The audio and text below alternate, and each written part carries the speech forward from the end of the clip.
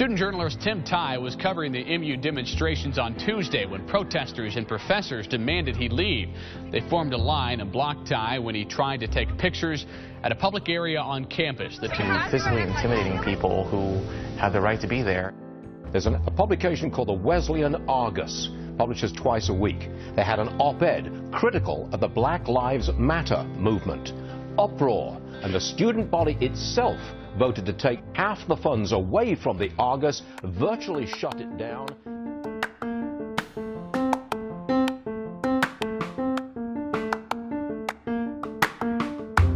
Welcome to Press for Freedom, defending the First Amendment rights of student journalists on college campuses. FIRE defends the freedom of the press of student journalists and media outlets at both public and private colleges across the country. On public college campuses, the First Amendment applies in full to student journalists. On private college campuses, it's really a matter of institutional policy and what the college promises to its students in terms of their speech rights.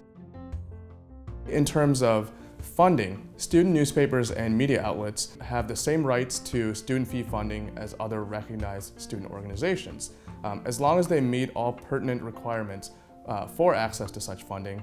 The touchstone inquiry here is viewpoint neutrality. That is to say, the student government or whatever campus body allocates this type of funding must use narrow and viewpoint neutral criteria in allocating funding. It may not use the speech of a student newspaper or of a journalist to deny that media outlet its right to such funding. Recent cases in which FIRE has intervened include our case in 2015 at the University of Tulsa. Though a private institution, the University of Tulsa promises full free speech rights to its students. In this case, we defended the rights of the Collegian, an independent student newspaper which had reported on the university's treatment of student George Trey Barnett, whom FIRE had also defended for infringement of his free speech and due process rights. My college wanted the student newspaper to self-censor its coverage of a disciplinary proceeding.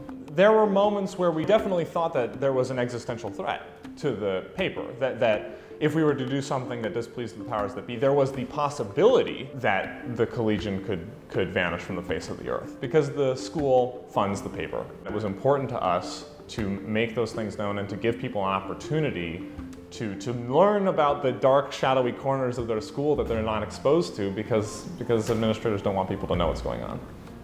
Similarly, in 2014, FIRE defended the rights of the Sun-Star, an independent student newspaper at the University of Alaska Fairbanks, a public institution fully bound by the First Amendment. The Sun-Star faced nearly a year-long of investigation simply for 2 fully protected articles and faced allegations of sexual harassment. The first was a satirical article for its April Fool's issue, and the second was an investigative report about alleged hate speech committed online by University of Alaska Fairbanks students. There needs to be like that level of accountability, and it's not just like us writing about what administrators like want students to know, like events or things like that. We write about what students need to know. FIRE intervened in this matter and finally was able to convince the University of Alaska Fairbanks administration to drop these charges against the Sun-Star. I really appreciate FIRE really working hard and really supporting us and writing that letter to the chancellor. That was awesome. And it was just really refreshing for someone to call and say, hey, we want to hear your side.